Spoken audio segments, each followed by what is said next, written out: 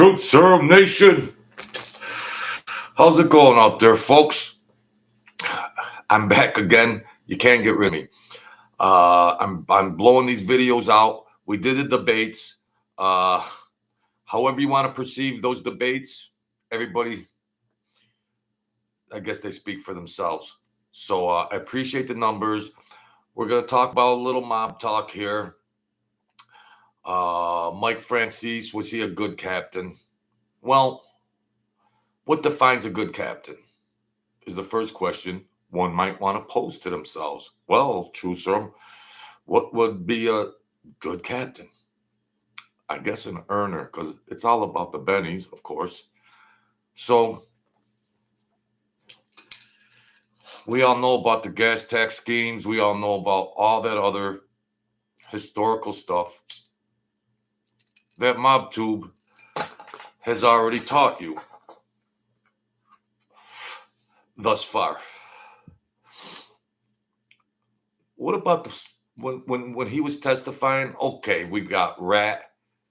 He was a rat versus earner. So it means he wasn't a good captain. Some of those people that got those envelopes might think he was a good captain that were in the other families. They didn't get ratted on. They might still have some of that money to this day, generational money. Mike was all right. Might have been in a rival family. Oh, he was all right with us. He didn't rat on us in front of Congress. Excuse me, go get something to drink, hang out with the truth serum. So, and thank you for your support also. I was ready to take a puff off of it.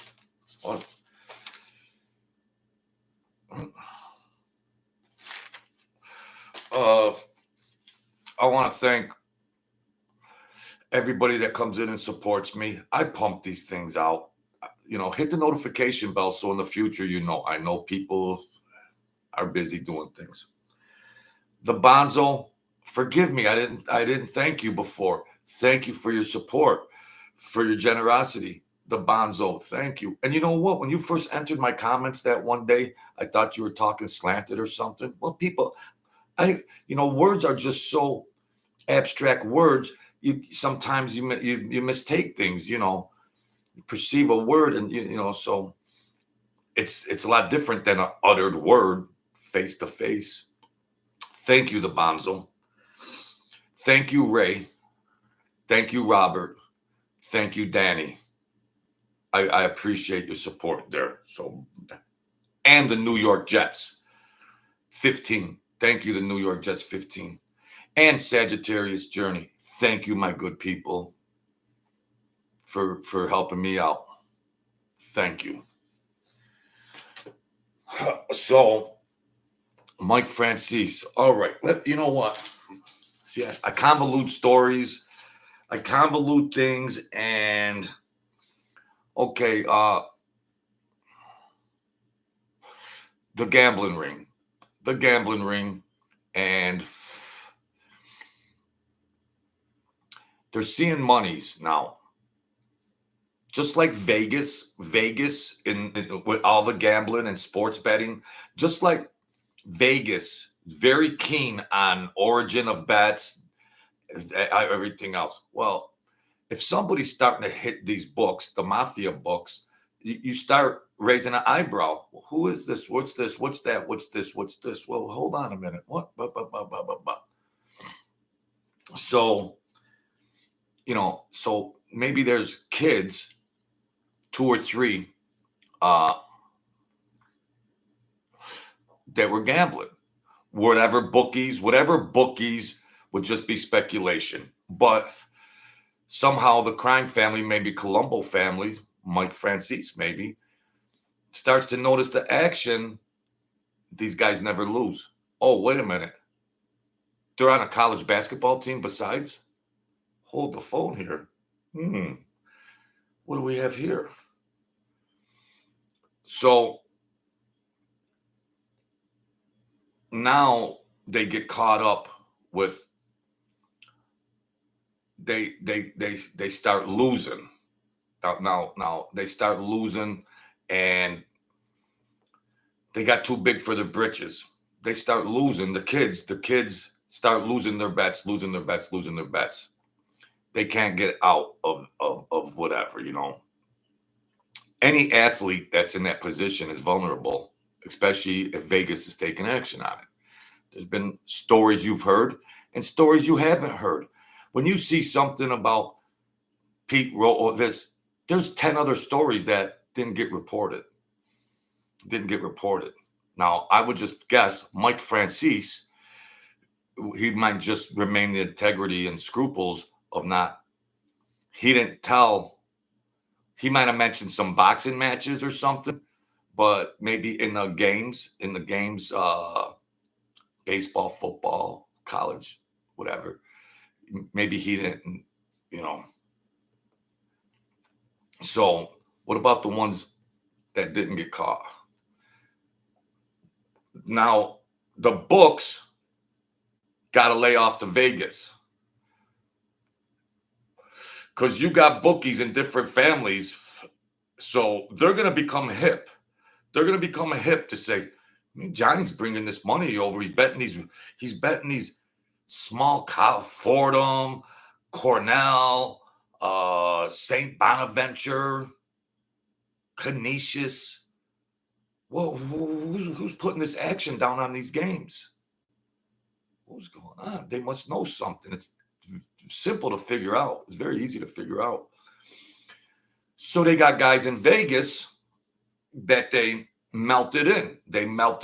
You know, bet so much here at this casino, bet so much here in this casino. As intelligence started progressing, because Vegas doesn't miss a trick about radar and action, and they might compare notes in different sports books. Wow, what this is obscure, or this is, you know, this team. Wow, there's 12 guys that bet at 6 different casinos, and they were all right, and they're right every time. They're right every time. So, and you know, if a college team is favored, you know, or a team's getting teams -8, you know, they could still win the game. You know, win the game, but just don't win by 8. You could win the game. So when you got the game, you know, then one player acts like he twists his ankle. He lays down on the floor. They put him on the bench. The other player comes out during timeout. Coach, I got diarrhea. He ends up in the bed. You know, small colleges, but Vegas takes action on him.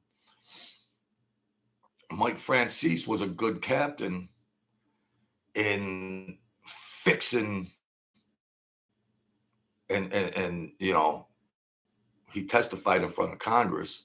He was just very astute, and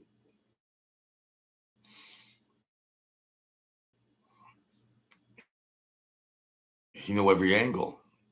He had enough money.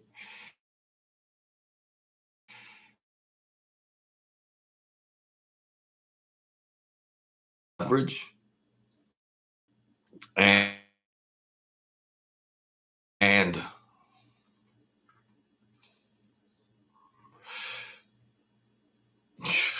if there's, look at this video, it's skipping, folks. Sorry,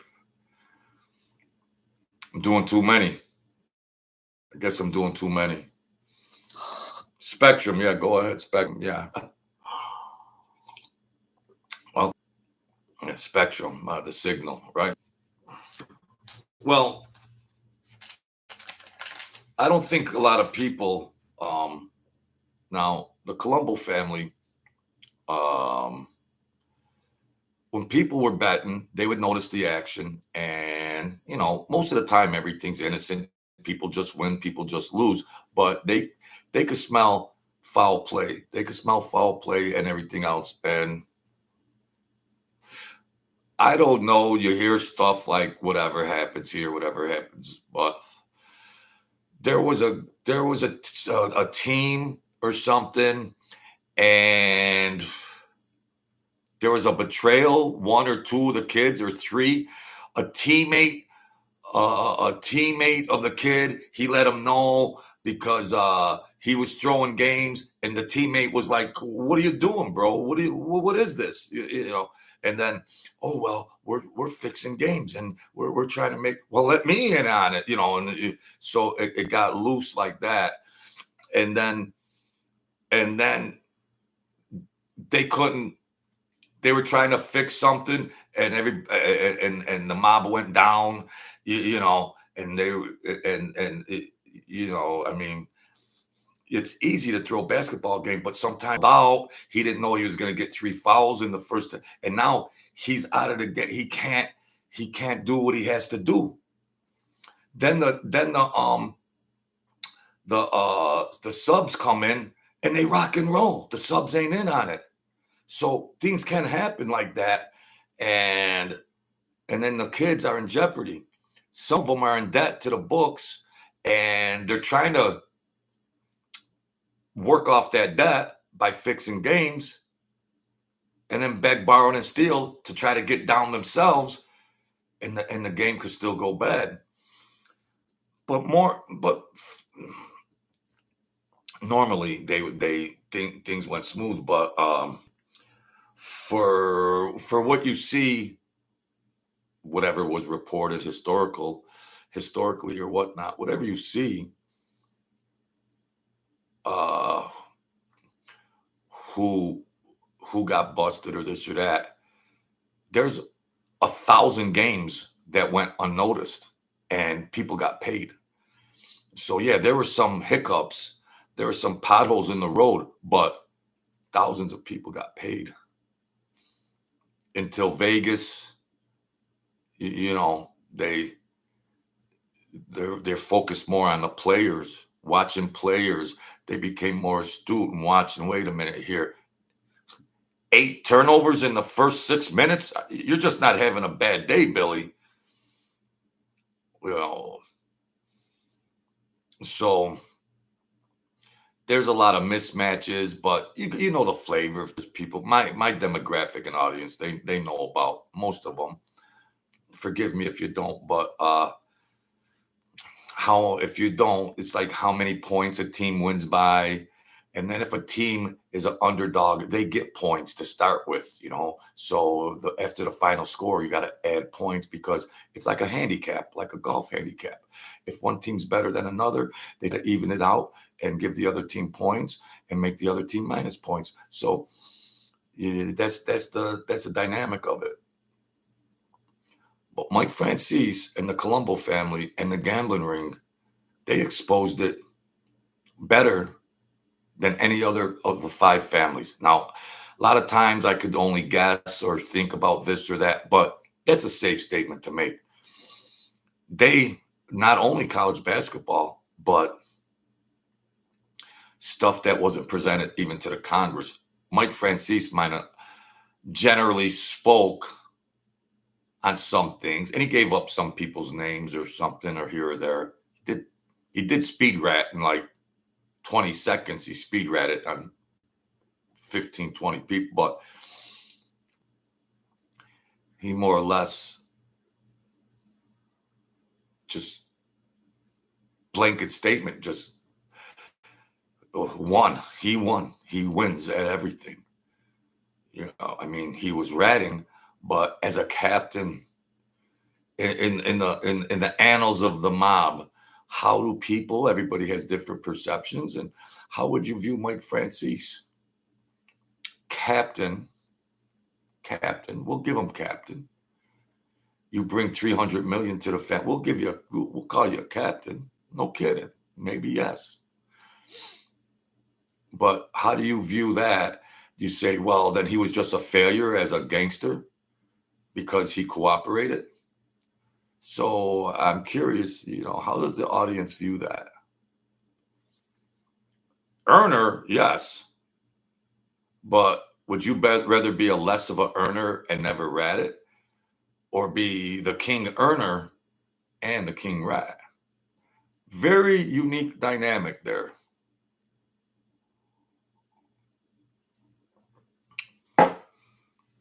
I'm not going to bash Mike Franzese anymore. I'm trying to be nice and everything. And, he's got his hustle. He does what he has. He does what he does. And, but he's very unique in mob history as far as what he really exposed, what he really uh, indulged in and maximized. And he tried to fix the mailman if he could fix. But then in retrospect, when I was seeing delivering the bread and milk back in my day, these packages that were flying all over the place in the whole northeastern seaboard. Where do you think that came from? That was Mike and his thinking and winning and just but like a gambling enterprise, yes, off of a gambling enterprise. But I can tell you that when he knew about some of those fixed games, that he had plants.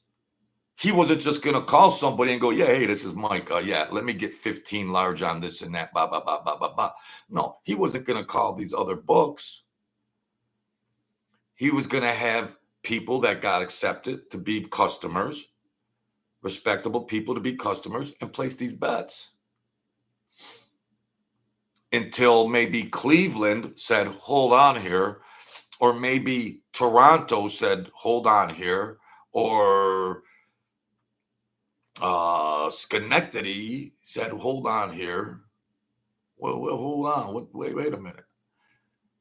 So after a while, because when people gamble, take action, 95% of the people always lose.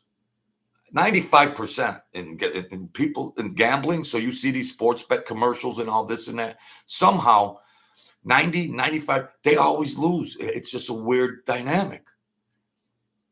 It's a weird statistic. I'm a numbers guru. It's a weird dynamic that how are they always wrong? How are they always wrong? So that was very a time where, because these guys got greedy, of course, greed will take anything down. They got greedy and they were just putting too much in. You see, you got a racket, you got a college basketball team under your wing. Instead of going for 40,000 right off the bat, just say there's 10 games. Just say there's 10 games. Instead of on the first game, you want to win 40,000, and so whatever happens, and it raises eyebrows, but it's still safe. And then game 2, well, you're all right. You made it through. Everything's cool. You won again. And there's 10 games. Hang with me. Now there's the third game. You hang in there. Boom. You're up 120,000.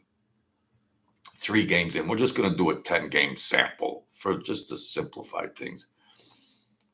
And now, game 4, you call up, yeah, I want 40. You call, you're doing your little cute moves. You're getting down. And the guy says, nah, we're kind of maxed out on that. We don't want to get too heavy on that team. We're kind of, we don't want to take that action. Well, let's call another guy, another big book. Well, no, we don't want to really take that. We don't want to really take that. And now you got to call and water it down to get like 5,000 here. Maybe you could only get down for 10. So, and then you win.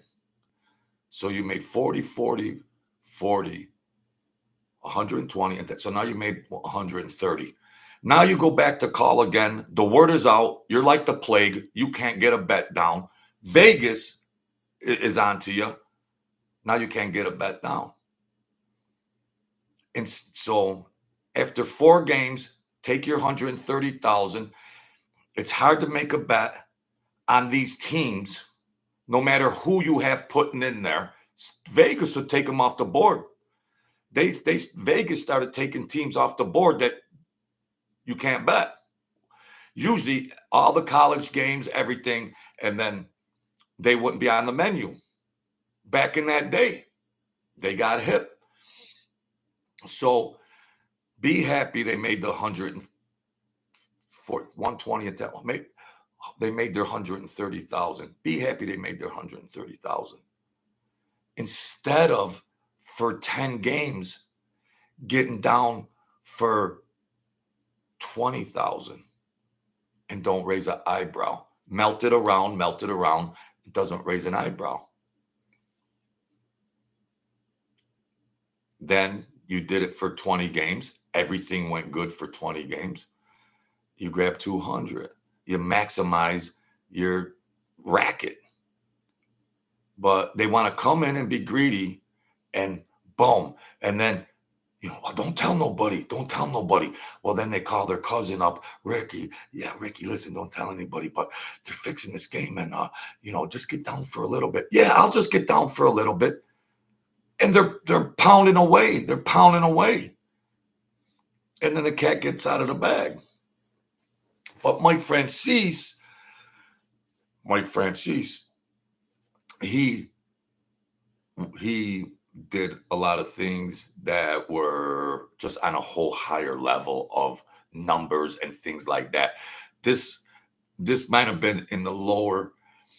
This would only affect the gambling ring a little bit on delivering packages back and forth, and some book got beat by some of those games. Some operation might have got beat by some of those games or this or that. But it's safe to say that Mike was on the better end of everything, because he just was on the better end of everything because he was too smart and on a higher level of money. And he gets his. We'll never know all those stories. We'll never know. Oh, we only heard about the couple of kids. Who was it? Boston College or who at these college, whatever it is. But listen, there was thousands of bets that the government never, noticed. People got paid a ton of money. They were so keen on it and so sharp on it to be so exact. Because I used to wonder, why send a package over there and then bring another package back when you would just have the difference? But they were so keen on keeping everything in real time, perfect time. And in case it debacles, well, if that difference of that package is, I want it right away. Because in their mind, I got to respect that. They're thinking, well, this could end. And, instead of just waiting to get paid, we'll just say we'll wait till next week and see what the difference is after we settle the next week. And then you got something in limbo. No, go get it and bring it back. And keep the accounting in real time for the day. There's nothing waiting on the books with this ring. Keep everything today's number. Not, well, we'll just settle. And then, if somebody owes 100 and then you owe them 70, well, we'll just we'll just wait on that 30. No, go get it. Get in the car and go get it. There's nothing going to be on tap. And I couldn't figure it out, but you learn as you go a little bit. So Mike Franzese, I like his political views. I think he's an all right guy. I've bashed him. Of course, I didn't like what he did with the son of Sam, hugging and kissing him, selling wine and cheese and books and all that. But what are you going to do? But, that's life. He does what he does. I do what I do. And He was an earner. He was an earner. As a gangster, I don't rate him.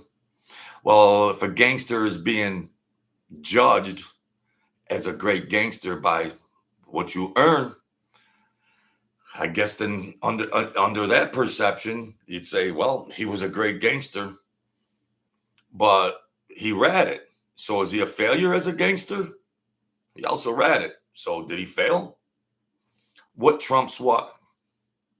Speaking of Trump, did he just smash the crap out of Biden in that debate? So what trumps what?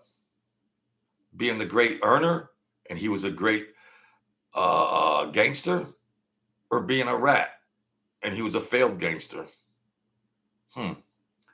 You folks could only answer that. I have my opinions. Maybe if I would have got my hands on some of that money, I'd have said he's a great gangster. All right, folks. The sports fixing. He spoke on it in front of Congress when he was speed ratting. He spoke on it. I don't know if you can't remember if he said names or this or that, but he spoke on it. He'd fix anything. So there you have it, folks. I had to get it in. I couldn't stay away. And thank you once again, the Bonzo, New York Jets 15, Sagittarius, honey. Ray and Danny, thank you so much for helping me out. I appreciate that. So I'm sorry I forgot to mention you, the Bonzo. We're going to talk about the next time. We're going to talk about hits, My Godfather, and the crazy scenarios where the hitting and even insurance, life insurance. And we're going to get into that the next time, which probably will be tomorrow because I can't stop doing these videos. So, yeah, we're going to get into that. My Godfather, that was a hitman. And sometimes he would be pursued and to commit some really unorthodox stuff that you never hear about, you know. Sometimes it'd be, what? You don't hear a lot of things about the mafia and insurance. You don't hear a lot about that. Rochester mob was Big Gene D and them, D. Francisco, the mafia, Rochester mob. I think they were more into the insurance things and all that. I knew Big Gene from the racetrack a million years ago. He was a real good guy. And Rochester mob was just as treacherous as any mob on planet Earth. Okay. All right, folks. So we're going to talk about some of the insurance stuff that they were doing. And some stuff that my Godfather, had this, wait a minute, what's going on here? It's like the good, the bad, and the ugly. When you pay and then you got to carry out the hit, and then the other guy says, well, I know who put this hit on me. Well, you'll carry that out. You get them back, and here's the money for that. Whoa. Or desperate things for insurance. So that's it, my good people. Hit the like button, the share button, buy a book. The link is in there. Cash App, Super Chat, anything, like button, notification bell, anything you can do, folks. I appreciate it. I'll keep coming at you nonstop, and we'll just keep having fun, all right? So you know how I do it here all the time. Be the kings and queens of your world. Don't give up. The world is a vampire. It wants that blood. No, put up your spiritual armor, rise your thinking up, and fight back, and we can all rise up together because we all need each other. All right. God bless you all, and thank you for your support.